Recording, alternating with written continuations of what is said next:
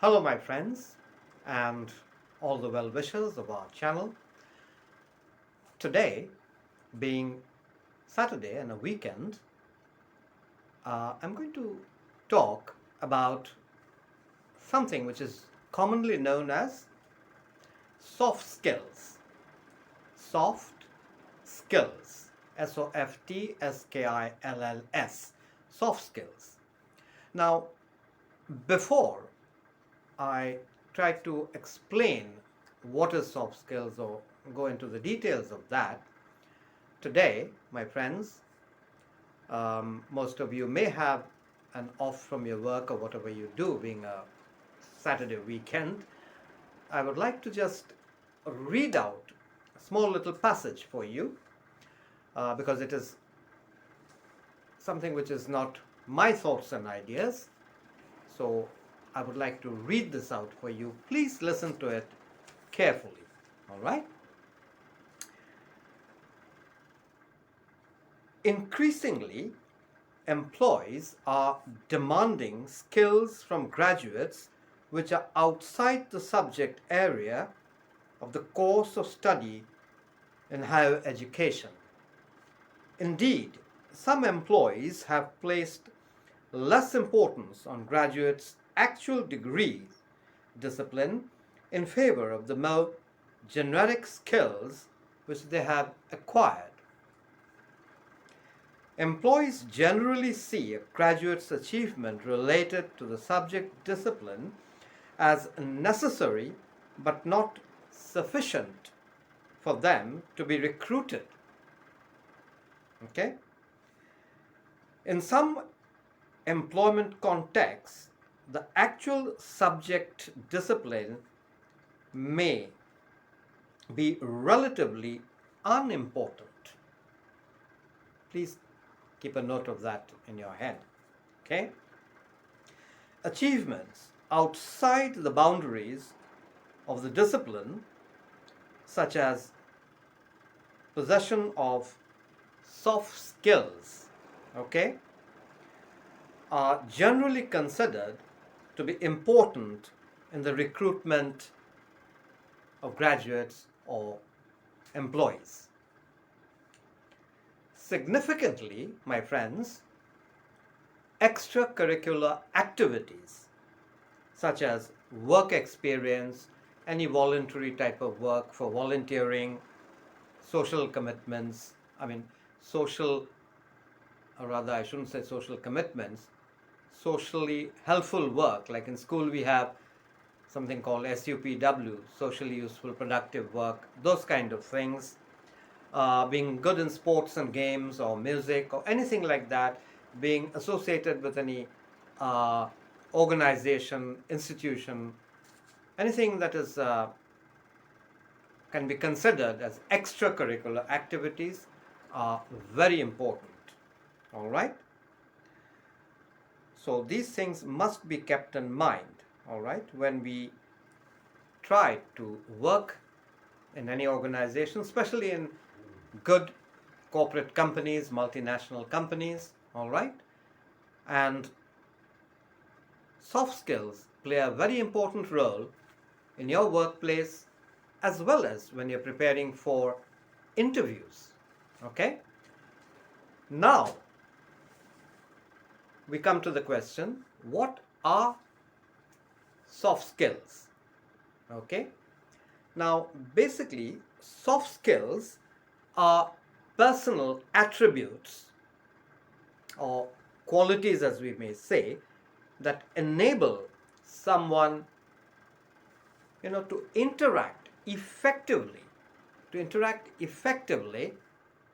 with, other people in your workplace or anywhere. So that is one of the main definitions of soft skills.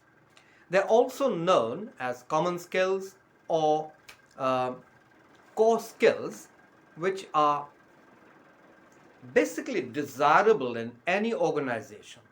Okay, so it is very, very important that you develop these soft skills. Now, mainly there are, I would say, seven or eight, no, seven essential soft skills which one needs to develop. Today, being weekend, I will give you only the 7 points, and in my next video talk, I will elaborate on them. All right? It will be good if you can remember these and try to develop these for yourself for future benefit. Okay? The 7 important soft skills that one needs to develop are: number 1, which is obviously quite important, is leadership. You must have some sort of leadership quality. I mean, it doesn't mean that everybody who goes into any organization, a big organization, straight away becomes a manager or a head of the department or anything like that. But this quality would be seen once you start working. And leadership is something that is always noticed. Okay? Some are, of course, born leaders. There is a good saying. Some people are born leaders, some acquire leadership, and then we have some on whom leadership is thrust upon for some reason or other. Okay? Anyway, the second quality that you need to have in you is teamwork. You must be a team player. You see, in your school days, high school days, people play sports and games. It's not the idea that everybody is going to be like a Cristiano Ronaldo or Sachin Tendulkar or something like that. It is to build up a bond. That's where you build that bond so that you have you're a good team player. So when you're playing football or cricket or any other game, or you're in the debating team or swimming team, anything, you develop that bond in the midst of competition. All right? So that's another quality. So we have leadership, we have teamwork. Another, of course, quality is your ability for problem solving. That's a very good quality. There are some people you'll find always there trying to solve people's problems. If there's a dispute anywhere, they are the ones who go there to negotiate and, bring about an amicable solution to everything. So that's an excellent quality. And of course, another point is communication skills. In this case, your ability to talk and understand English well. Now you see, soft skills is the umbrella under which comes communications also. And now here it is. It's like a bus. If soft skills is the bus that is going to travel, communication, your ability to speak and understand well, especially here in the corporate world or business world in English, communication would be the petrol or the diesel. So both are interdependent. You can't have a bus without the diesel or the petrol, it's useless. And what are you going to do with gallons and liters of petrol or diesel if you don't have a vehicle? Right? So that's it. The other quality that you must have, or rather believe in yourself, is work ethics. Ethics means certain principles that you follow. That is a must. Integrity, honesty, etc. As I said, I'll go into the details and elaborate on this in my next talk. Okay? I don't want to take up too much of your weekend schedule. Okay? And the sixth quality would be here, I would say, flexibility. You must be flexible. Don't say, no, I have to work like this time to this time and I have to do this way. I have been doing the work this way, so I can't change. You must be adaptable. You must be able to change.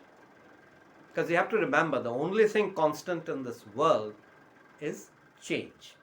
Okay? If you're stubborn and one-way traffic, then that becomes a no-no. And finally,